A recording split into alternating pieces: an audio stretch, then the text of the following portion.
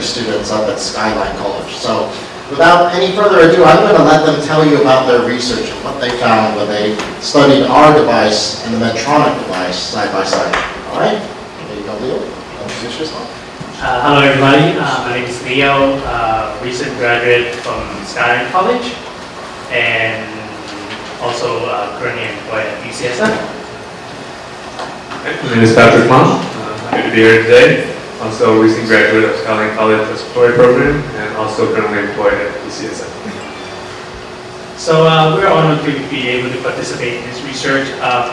The research that we did is a performance characteristic of intratracheal tube during single port supported suctioning versus multi-port supported suctioning in ex vivo Boston trachea model. So as we all know, most of the ventilator associated events such as like ventilation associated pneumonia is like the leading cause of hospital-acquired infections, and it costs the hospital a lot of money, roughly about like 40,000 per case.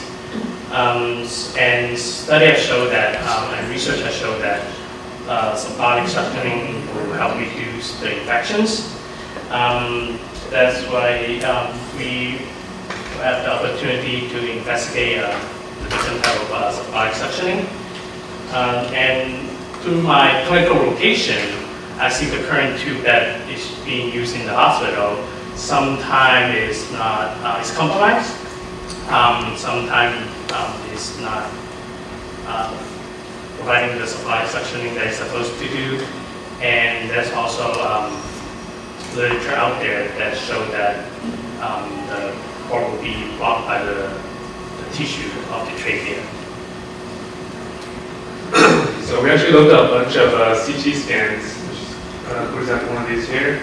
We actually noticed that the DT tube is pressed in the back of the trachea, and even with a cup balloon, the DT tube doesn't actually stay suspended in the middle of the trachea. So we were able to see that it's actually causing a lot of blockage because it's pressed up against the back of the trachea. So what we did is we compared the two endotracheal tube, the Nevap and also the single port evac tube.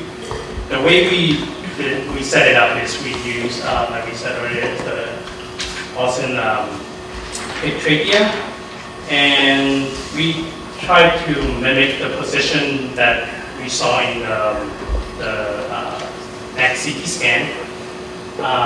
We try best to replicate that position so that when we perform the suctioning, it will try to regenerate the blockage that we see in some of the clinical side. And the way we do it is, like you can see in the picture, we set it up in a certain angle, both of them at the same angle, and we use different viscosity fluid to replicate the secretion that you can find in the human trachea. And we also have different viscosity from 30%, 40%, to 50%, which is more thicker. And we also change the range of the negative pressure on the suction device to see how it compares between the two.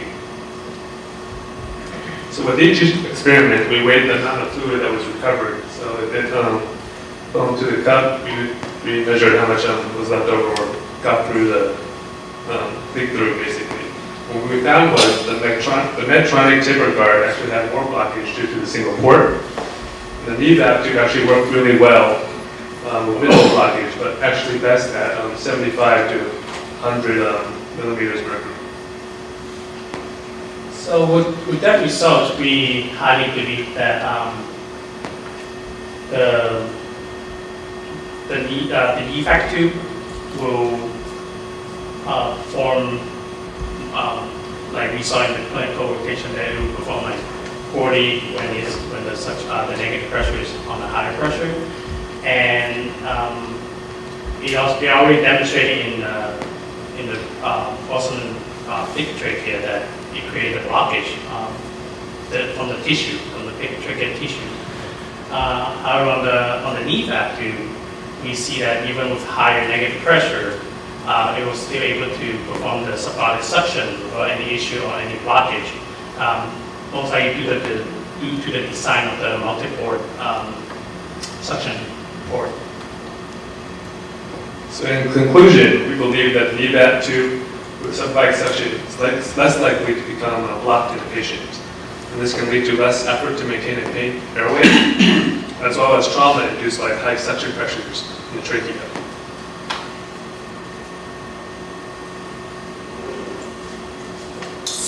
And this will also lead to less ventilator-associated events, like ventilator-acquired pneumonia.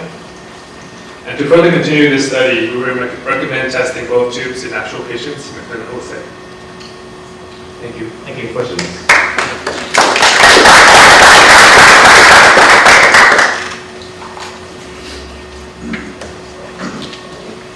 Thank you. So, a lot of what they're talking about is pretty complicated. I know not everybody in the room has a medical background, but just to give you an idea of what this really means.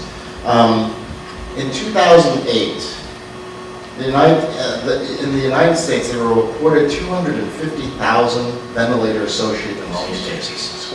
And somewhere along the line, by 2013, there were only 50,000. And then last year, an article in the New England Journal of Medicine came out and said basically the rates have not changed. That these pneumonias are being covered up and put into a different basket and they're not being reported, but they're still happening. So there are still 250,000 patients, some of the sickest patients that we see in the hospital, in the ICU, still getting these infections. And as we move into more of a value-based care system, as we look further at outcomes, and as our antibiotics become less and less effective, this problem is going to get worse. We need really interesting solutions and research in this space, not because we can ever dream about creating more antibiotics than there can ever be resistance. But we have to figure out a way to reduce the number of people getting sick in the hospital. And by doing that, we can make our healthcare system significantly more efficient and the outcomes significantly better for patients. This is not a $20,000 device. It's not a $10,000 device. This is not a $1,000 device. This is a plastic tube that is designed for the medical situation. And that's very powerful.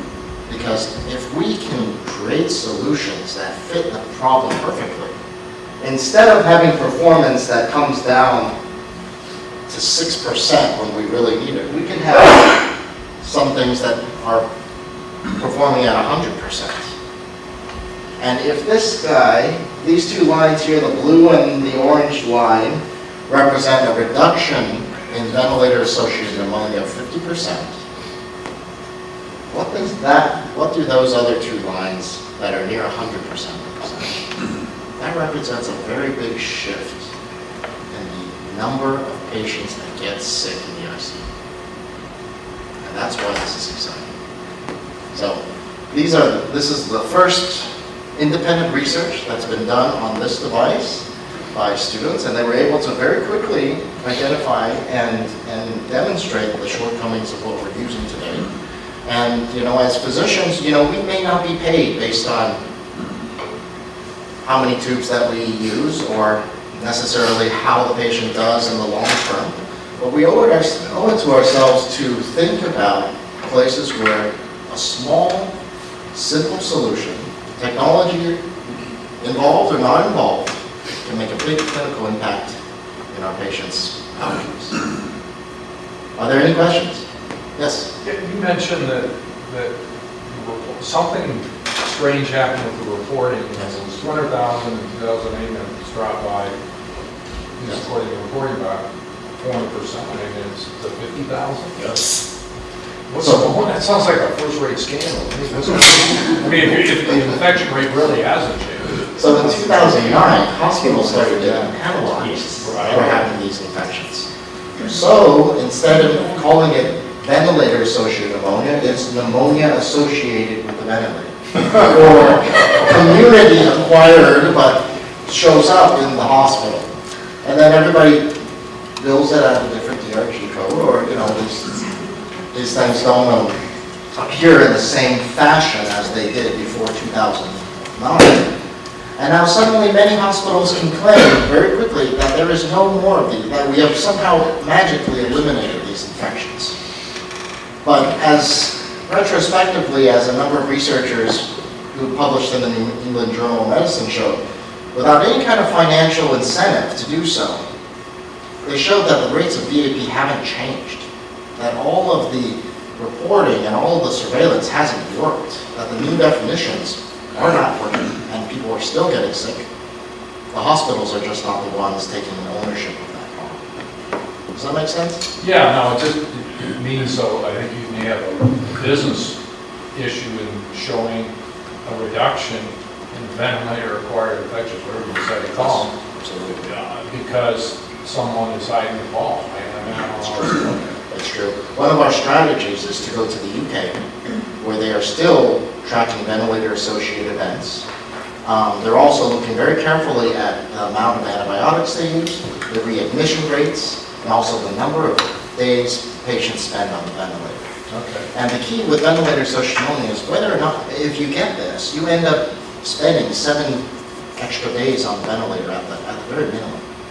And so we believe if the rates are being reported fairly in the UK, that if you implement this in the UK, we're going to see a dramatic drop in the number of ventilator days. And I think that's something you can go to each hospital and say, your ventilators are running a long time and they're costing you a lot of money. How would you like to, be able to turn them off a little sooner? And that's the value proposition. Okay. Any other questions? Yes? This technology sounds pretty impactful. I'm curious as to how this compares with the Medtronic device you're referring to, and what's the path to market? Oh, it's a 510K device. It's a class 2 510K. All the predicates of the device has never had any kind of clinical trials to get approval. So we actually filed our 510K. We're awaiting our FDA clearance. And how does it compare with Medtronic device? They have the same regulatory pathway. The performance is different when it's applied to a very realistic model. Makes sense? Okay. Yes. Are you doing like a retrospective clinical study, or do you plan to do a prospective later? Depending on funding. Yes. Depending on funding, that's the big question. Because we have a party at Hammersmith Hospital that wants to do a retrospective study. It won't cost us very much, but I mean a prospective study is definitely much more meaningful and impactful. Any other questions? Yes? Is this ventilator or the new device shortening the length of patient being on ventilator? We believe Can it you should. repeat the question? We really, see that? Can you repeat the question? Oh, yeah. Is it possible that this device could reduce the length of ventilator, mechanical ventilation? It's very possible. And there are multiple mechanisms. It could reduce the amount of VQ mismatch. We've had some physicians propose it could be reducing the bacterial load and the time for formation of other biofilms, or even just reducing the amount of fluid that ends up leaking past the cup into the lungs. So there are multiple mechanisms that we believe would facilitate shorter mechanical ventilation times. So yes. The multi-port subglottic suctioning versus the single port, I can see that, in terms of when you apply the negative pressure, certainly it's provide more effective clearance of the secretions, but a lot of these patients on ventilator, they may also be on CPAP, continuous positive airway pressure, for various reasons one another. Does this multi-port suctioning actually affect or influence that? Does not. This suctioning is still above the cuff balloon, not in the air, and not technically in the airway. It's the area around the airway. Positive and expiratory pressure, we do not believe has a very large impact on secretion suction. Thank you, everybody, for your patience.